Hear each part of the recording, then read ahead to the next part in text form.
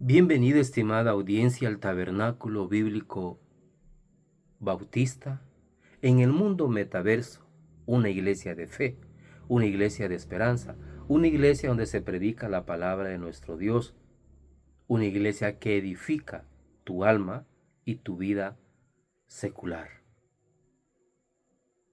Doy gracias también a nuestro Dios por permitirme, a través de estos videos que cuelgo aquí en estas redes sociales, llegar a la intimidad de su casa, a la intimidad de su vida, en el carro, en el trabajo, donde usted me pueda estar escuchando por la misericordia de nuestro Dios este mensaje. Que Dios edifique su vida, que le enseñe, le instruya, le dé fe y fortalece. Y donde los sintamos débiles, ahí está Dios para tomarlos de la mano y ponerlos en pie para su gloria y honra. Hoy quiero meditar con ustedes el tema, el propósito de la oración. Muchos no conocemos cuál es el propósito de la oración. Otros la predicamos, pero no la entendemos. Otros hablamos acerca de la oración, de decirle, mire, pida esto, solo cosas chunches, solo cosas materiales. Y no es así. Hablar con Dios, esa es la oración. Hablar palabras sencillas, como usted se comunica con cualquier persona. Habla con el amigo, con el vecino, con la vecina, con el esposo, con la esposa, con los hijos con los padres, el novio con la novia, el amigo con el amigo, el compañero de trabajo con el compañero de trabajo. Cuando están hablando y exponiendo sus necesidades o problemas o angustia, esa es oración. Pero el problema es que se lo decimos a un ser humano, que lastimosamente es el ser humano a quien le hemos contado nuestras intimidades o problemas o necesidades, los va a divulgar. Y quedamos avergonzados, porque los acercamos a otro ser humano, incapaz, impotente, que posiblemente los puede aconsejar, pero no ayudarlos a salir de ese problema. De esa forma es de acercarnos a Dios, platicar con palabras sencillas a Él y poder llegar a tener el propósito de oración cuando platicamos con Él y exponemos nuestros problemas, necesidades y angustias, enfermedades, etcétera, etcétera. Él no lo va a divulgar, Dios lo va a ayudar, nos va a extender su mano de misericordia, nos va a sacar de ese problema. Si encontramos el propósito de la oración. Usted me puede preguntar, pero ¿cómo puedo hacer? Mateo capítulo 6, versículo 6 nos dice lo siguiente. Leemos así la palabra de Dios en el nombre del Padre, del Hijo y bendito Espíritu Santo. Amén. Mas tú cuando ores, entra en tu aposento y cerrada la puerta, ora a tu Padre que está en secreto. Y tu Padre que ve en lo secreto te recompensará en público. Porque dice tu Padre que ve en lo secreto, porque Él conoce la intención de nuestro corazón. Dice que nuestro espíritu le cuenta todo al Espíritu de Dios. Y allá en Santiago, capítulo 1, si no me equivoco, dice que el Espíritu Santo intercede por nuestras debilidades ante el trono de gracia, ante el lugar santo, donde está el trono de nuestro Salvador y Señor. Porque no sabemos cómo pedir, y si pedimos, dice, pedimos para nuestros deleites de la carne. Sí tenemos necesidades sobre este mundo. Sí hay problemas que pasamos sobre esta tierra. Cristo lo dijo, en el mundo vas a tener aflicciones, pero no te preocupéis, yo he vencido al mundo. Pero ¿por qué los sentimos tan débiles, tan derrotados? Porque no hemos encontrado el propósito de la oración. Y aquí lo dice Él, sé sincero conmigo, enciérrate. ¿Qué hacen las personas cuando están encerrados? Los jóvenes cuando están encerrados, no sabemos. Están en una intimidad que nadie lo ve, supuestamente. Y están con la tecnología hoy en día, en el cuarto encerrados, chateando, mandándose fotos o un montón de cosas. Dicen que nadie los ve, pero la misma tecnología los está observando. Su actitud, lo que mandan, lo que leen, lo que escriben, etcétera.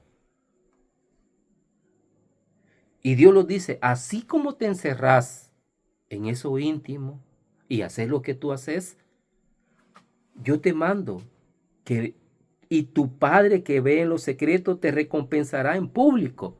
Sé sincero con Él. La Biblia lo recuerda y lo dice, que Él los bendice conforme la intención de nuestro corazón.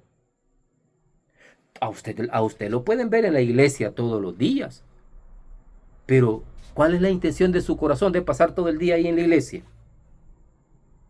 ¿Servirle a Dios? ¿Amar al prójimo? ¿O está buscando sus propios intereses? Dios lo sabe. Y Él te va a recompensar conforme la intención de tu corazón, de esa cámara que está en lo secreto.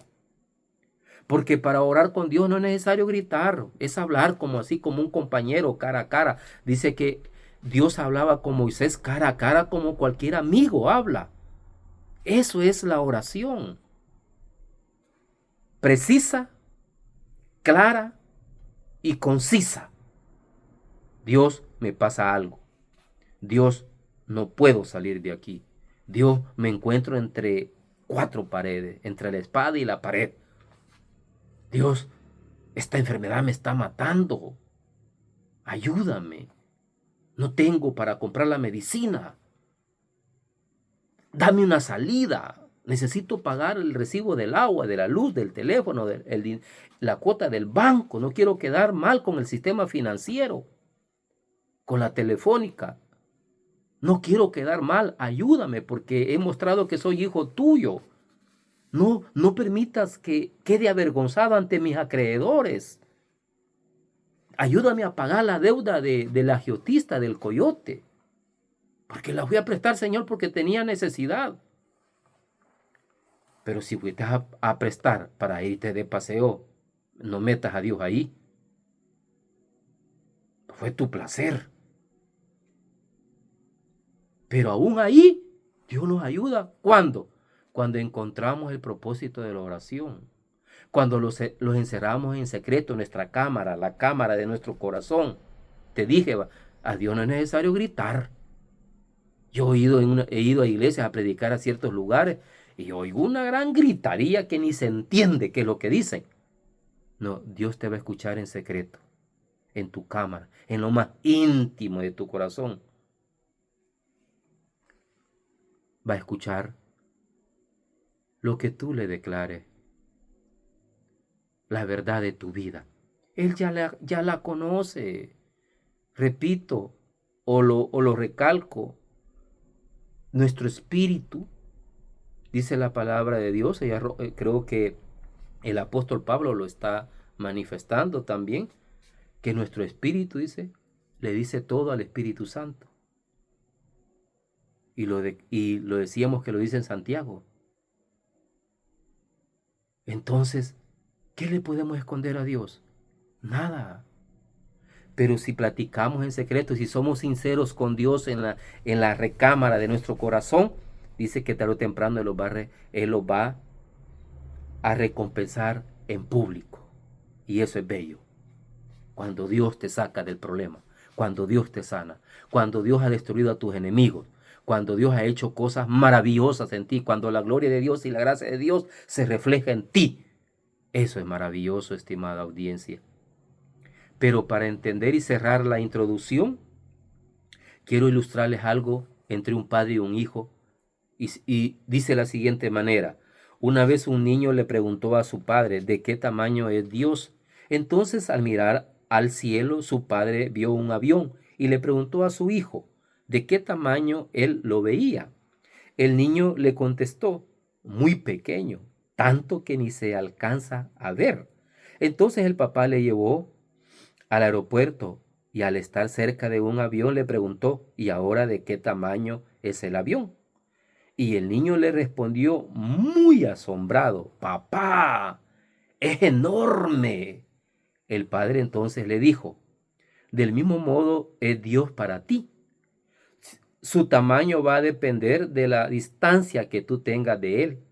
Y asimismo tu experiencia con Él, cuanto más cerca estés de Dios, mayor Él será en tu vida.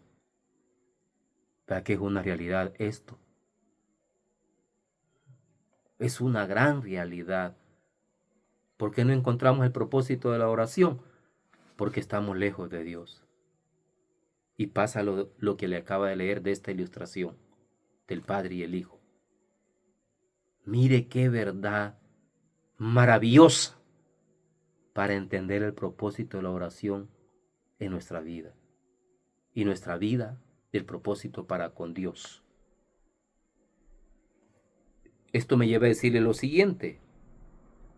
Muchas personas no oran porque no conocen el propósito por el cual Dios creó la oración.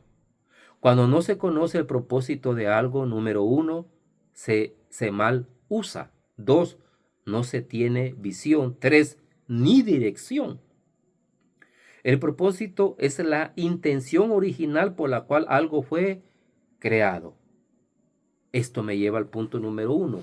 Dios creó la oración con el propósito A, de reflejar la naturaleza de Dios y tener comunión con Él. Aquí vamos a ver la naturaleza de Dios. Génesis 1:2. Y la tierra estaba desordenada y vacía, y las tinieblas estaban sobre la faz del abismo, y el Espíritu de Dios se movía sobre la faz de las aguas. Esa es la naturaleza divina de Dios. Dios es espíritu. Dios no es carne. Dios no anhela las cosas de este mundo. Por allá dijo Cristo a alguien, poner la mirada en las cosas de Dios y no las de este mundo. Y si dejas padre, madre, cualquier cosa por Dios, Él dice que te la va a regresar 100 veces más. Dios en esencia es espíritu. Y el espíritu no tiene comunión con la carne, con este cuerpo donde estamos depositados lo que nosotros somos, que aún no hemos sido liberados. Pero llegará el momento que al sonar la trompeta, dice, o la voz de Dios que lo llama, los que estén muertos van a resucitar y los que estemos vivos vamos a ser transformados. Vamos a salir de esta cárcel humana, de esta carne que lo lleva siempre a rebelarlos con Dios. Entonces, la esencia de Dios es espíritu y las tinieblas no tienen nada que ver con lo espíritu que es Cristo, que es Dios, que es el Espíritu Santo en nosotros. Les decía en algunas otras predicaciones que si nosotros los seres humanos los constituimos amigos del mundo, vamos a ser enemigos de Dios. Creo que más claro no puede estar. Y dice lo siguiente, ya acabamos de ver la esencia de Dios, que es espíritu. Y lo otro dice que Él va a tener comunión con nosotros. Vamos a orar con Él, vamos a platicar. Y vamos a ver esta oración, esta plática que tuvo Pedro con Cristo, cuando pasó lo siguiente en Mateo 17, versículo del 2 al 8. Y se transfiguró delante de ellos, y resplandeció su rostro como el sol, y sus vestidos se hicieron blanco como la luz. Y aquí les aparecieron Moisés, Elías, hablando con él, platicando, orando. ¿Con quién? Con Cristo. Entonces Pedro dijo a Cristo, Señor, bueno es para nosotros que estemos aquí. Si quieres, hagamos aquí 3 enramadas, una para ti, otra para Moisés, otra para Elías. Mientras él aún hablaba, ¿qué es hablar? Es orar. Eso es el propósito de la oración, hablar con Dios, claro, sin tantas palabras, sin tanta complicación. Claro, mire lo que le estaba diciendo. Mientras él aún hablaba, una nube de luz los cubrió, y he aquí una voz desde la nube que decía, este es mi Hijo amado, en quien tengo complacencia, a él oíd. Al oír esto, los discípulos se postraron, porque no sabían el propósito de la oración. Se postraron sobre su rostro y tuvieron gran temor.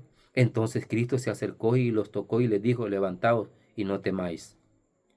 8. Y alzando ellos los ojos, a nadie vieron sino a Cristo solo. ¿Qué hizo Cristo? Mostró su esencia. Y aparte de mostrar su esencia, su gloria, de adentro hacia afuera, lo que era la naturaleza divina de Dios, y se puso a platicar, a tener comunión, a orar, Pedro con Dios, con Cristo, Cristo con ellos. Hermanos, en el proceso de la vida vamos a tener temor de muchas cosas, pero dice él que los tocó y les dijo, no tengan miedo. Porque les recuerdo aquello que dijo Cristo, en el mundo vas a tener aflicciones, pero no os preocupéis, porque yo he vencido al mundo. Pero ¿por qué los entra temor? ¿Y por qué los preocupamos de las cosas en este mundo? Mi hermano, porque estamos lejos del propósito de la oración. No conocemos a Dios, pero aquí Dios lo está revelando, el propósito de la oración, quién es en su esencia, que Él quiere platicar con nosotros, se transfiguró delante de ellos, mostró su realidad de quién era Cristo, desde su naturaleza divina en el cielo como en la tierra. Esto me lleva a decirles el literal B del punto número 1, llevar a cabo los planes, propósitos y voluntad de Dios en la tierra. Mateo 6, 9 al 10. Vosotros pues oraréis así, Padre nuestro que está en los cielos, santificado sea tu nombre, puro, santo, divino, apartado de todo. 10. Venga tu reino, hágase tu voluntad, como en el cielo, así también en la tierra. Tarde o temprano va a venir el reino de los cielos a esta tierra. Y dice que Él va a recoger de los 4 puntos cardinales a su pueblo. Porque los judíos, desde la entrada a la tierra prometida y el Antiguo Testamento termina hasta Segunda de Crónica, hasta ahí termina, hasta donde entran y regresan nuevamente a construir el templo, en Esdras creo que estaba. Regresa, ahí termina el Antiguo Testamento. En nosotros, en nuestra Biblia, lo termina hasta en Malaquías, si no me equivoco. Pero ellos no, porque ellos piensan en la tierra prometida. Nosotros no. Nosotros pensamos en cuando dijo Cristo en el capítulo 14 de Juan, si no me equivoco, voy a mi Padre a prepararles morada. Porque donde yo esté, van a estar vosotros. La iglesia, el cuerpo de Cristo. Aquella persona que recibe a Cristo en su corazón. Porque para la iglesia no es la promesa de la tierra, es para los judíos. Que un momento determinado la van a tener. Porque desde allá del año 70, después de la muerte de Cristo y resurrección, en los años 70, con el Imperio Romano, con Tito Vespasiano, destruyeron el templo, le quitaron la religión, les quitaron el templo.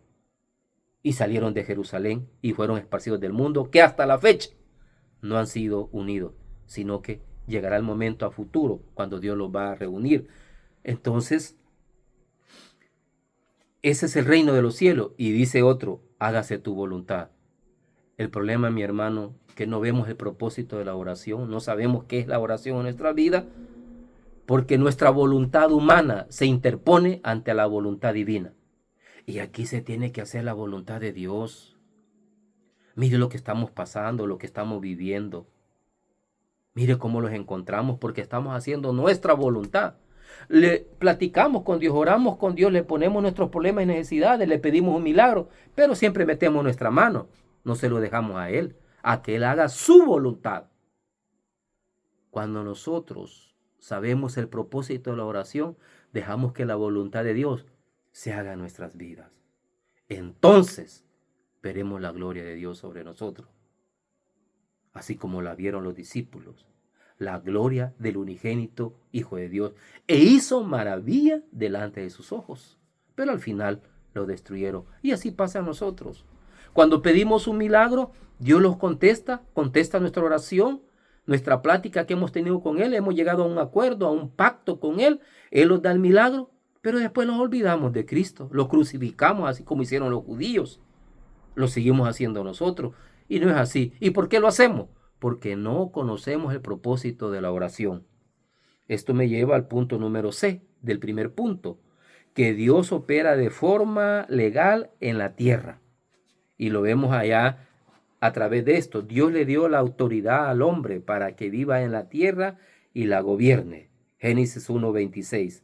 Entonces dijo Dios, hagamos al hombre y a nuestra imagen, conforme a nuestra semejanza, y señoree en los peces del mar, en las aves de los cielos, en las bestias, en toda la tierra y en todo animal que se arrastre sobre la tierra. Mire qué autoridad. Esto me dice lo siguiente. También le dio el derecho legal para que tome dominio y autoridad. Le dio un cuerpo físico con alma y espíritu para que pudiera ejercer esa autoridad. Pero ¿por qué perdimos la autoridad? Porque perdimos y los desenfocamos del propósito de la oración. Hoy Dios los ha mostrado el propósito de la oración. Espero, estimada audiencia, que me haya dado a entender. Y usted comprenda que nació en este mundo con un propósito. Y si todavía está en este mundo, si todavía sigue en este mundo, es porque usted fue creado para un propósito.